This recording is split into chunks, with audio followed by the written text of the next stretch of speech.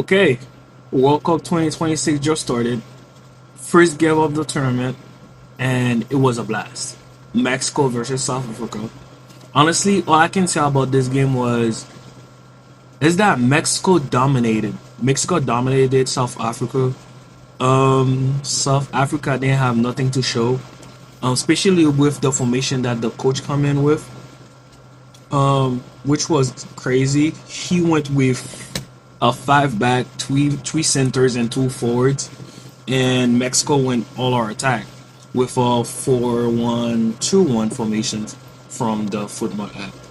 I think everybody do use football app, but what I can say is from this game is that Mexico wasted a lot of clear cut occasions where they could have scored more goal, and the game finishing 2-0. It's like it felt like there was more a game to with versus South Africa where there was not even a game. It was full Mexico dominance, and it was interesting to see as the opening of the World Cup. Um, Especially that was the same fixture that was in 2010, Mexico versus also South Africa. That was 1-1 draw. It was 2010, guys. I was 11 back then. I was 11 years old watching that first World Cup, which is insane to say. And right now, I'm reliving this right now in 2026. And obviously, the first goal scored by. Ooh, I think I'm gonna forget his name. His name was Julian Quinones. Julian Quinones. You know what I'm saying? I was the first thing that came to my mind. He's black, but he's black Mexican. Apparently, he's from Colombia, but he fell in love with the Mexican culture. So when he came to Mexico, he got a wife, started a life, and fell the Mexican culture and decided to play for the Mexican national team, which which is I like, and I was in shock because what a black guy playing for Mexico. Shit, that was crazy to see. And he scored a great goal after he stole the ball from Sitho, Sitho, Sitho, the midfielder from South Africa. He had a terrible night. He even got a red card in the game. Anyways, that's down the line to say. I'll say the most crazy thing that happened in the game was the red card. I feel like the ref was hitting them. He was not afraid. He was not afraid. You know what I'm saying? Like both red card from South Africa, I think was valid. The one from Mexico is a little soft to me. I personally would not give it to. I would not give it as a red card, but to each their own. That's just my own opinion. Cause hey, we are here giving our own opinion about the games. Honestly, I will say that that was a good game. It was a good game. I expected more goals and more of a fight from South Africa because at the end of the day, represent the continent of Africa. And you hear it's because one of the best teams because, hey, Nigeria is not here, honestly. And that's one of the best teams in Africa. You know what I'm saying? So I was not satisfied, especially with the tactical decision. I really hope they do the best in the second game. As for Mexico, good game. To me, maybe like a 7 out of 10 game because I personally feel like you could score more goals, do more, and 3 point for one of the host nations. Mexican second goal. The Mexico second goal was a nice cross from Alvarado for Jimenez, the poacher. You know what I'm saying? That's one guy I know when you cross in the box, he's gonna put that header in. From the Premier League, playing from Fulham, for Wolves. I think that's only two teams. I can't recall in the back of my mind right now that he played for. He's a good penalty pitcher. That's not. It's not doing their time when they had Chicharito in the front and everything. But Jimenez did his thing. You know what I'm saying? Because nobody else is really stepping up in the number 9 of the Mexican national team. And so far, I think he did a really good job in this match, especially. Hold up play was good. His movement was good. You know, a little sloppy here and there at the start, but he with the rhythm of the game, he was there.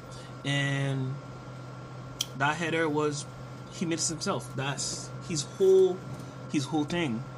And I'm happy for him, especially what happened a while back. Let's not bring that up, but we're all happy he's alive and safe right now. So therefore, that was a good game. Like I said, for me, Mexico will could have done better. I expect way more from the second game from them. I think they're playing versus they're playing versus South Korea. And talking about South Korea, now that was a game that I personally enjoyed. I honestly felt like South Korea was gonna win anyways, but with the whole height situation with Czechia and everything, and the physical dominance against the South Korean, I felt like it was gonna be a tight game. Was I wrong? I was so wrong. Cause from minute 1 to minute 90, South Korea was playing ball. South Korea was playing ball. And when I say they were playing ball, they were playing ball. Yo, honestly, you think I'm lying or whatever, but yo, I gotta pull this up because their names are so familiar, and I'm gonna mess this up. Okay, all I can say for the top of my head is Lee from PSG.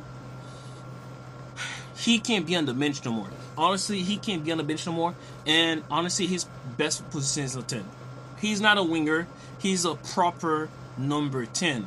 Or white 10 coming inside. Don't put this man on the wing no more. He needs to be out of PSG for him to express his ball knowledge. His football. You know what I'm saying? Yu Ming Sung is probably going to be his last tournament. You know? Put this team in Lee's back. You know, King Hen Lee. Put the team in King Hen Lee back. Honestly, that's all I gotta say. That's all I gotta say. Because that performance was everything. The way he swerved the ball, the passing, the through line, and everything. And then Son keep on missing. I kid you not. This is one of my favorite players back when he won the Premier League, playing for Tottenham. Small club, by the way. But let's just leave it to that. Small club. But, you know, like, I feel like his age finally caught up to him, honestly. And it's crazy. He's probably like 33 right now. And, yeah, I don't know, man. Maybe the second game we'll see what Son do. But expect a little more from him, though. But the thing is, I'm not disappointed at his game. Because he made the right move. He shot. Goalie saves few. And you know what I'm saying? Some of the other ones go straight up. You know, like off target and on target. You know what I'm saying? He did his thing as a striker. He just didn't score the game. So technically somebody who watched the game be like, you ain't had a bad game. But he didn't really have a bad game. If you really look at his performance for the game, you know what I'm saying? He created one chance, one shot on target, 2 shot off target, 3 shot block. He was trying to have the whole game. He just could not score. And you got King Lee that did his thing, get an assist. And let me talk about that guy in midfield for Fahrenheit. And beyond one.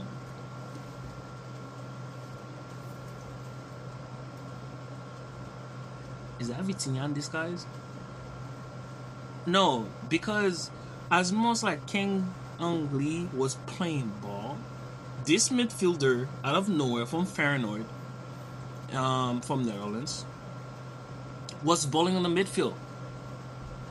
Ball coming, controlling the tempo of the game, controlling, passing it there, passing it right, passing it left, you know what I'm saying? Do his thing on the midfield.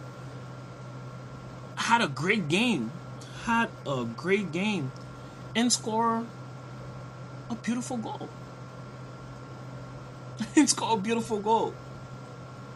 Sorry, y'all. But like I was saying, in that goal he scored from that goal for the equalizer, the way he received the pass, right? His composure to turn and then to also have the composure to just tilt it over the goalkeeper for it to go on to score.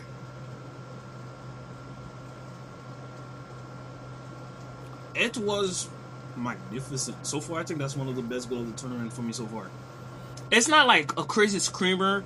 It's just like the whole, I don't know, it's just the technique and the composure that he had at exact moment to score that goal that amazed me. And this was an equalizer. And then Yu Ming Sung come off. What was his name? Hey, hold up. Yo, those names are killing me. Ho, wait, Hungary, Hungai, oh my god, Hungai, oh, come in, and then seal the game with and seal the game with a pass from Long. You know what I'm saying? And yeah, South Korea won 2-1. And the game ended 2-1. I didn't even talk about Czech Republic. Yeah, they scored from a corner kick. I knew the height thing was gonna be a thing, but the whole time, Czechia was just. It was mostly like long ball, long ball. Um, Even the throwing was long ball. It's like they didn't really have a game plan or even like trying to play football like how football is supposed to play, and that's why I say South Korea really impressed me.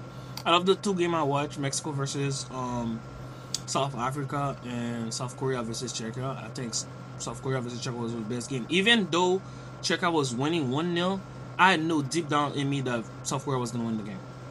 They was gonna win the game because they were playing the better football. I'm not saying like whatever you play the better football got to win, but it shows that if you persevere with what you believe in, you will make it. And South Korea proved that on the field, and I'm very happy for them. That's their third World Cup so far that they win their opening games. Fun facts. Yeah, because if I'm not mistaken, like 2014, it was against wait, no. 2018 was against Portugal. They beat Cristiano 2-1. I think 2014 was against Germany. They beat Germany. And yeah, and this year to bring Chelsea up. Don't quote me on this though. I don't really fully remember, but I think that's what happened. Anyways, what? I'm gonna keep dropping this video like this for the whole tournament. That was the first game. I hope you all enjoy this type of content. I'm trying something different, you know what I'm saying? Especially this whole World Cup, and everybody's talking about it. Everybody's gonna be focused on the World Cup. So, yeah, thanks for watching. Peace.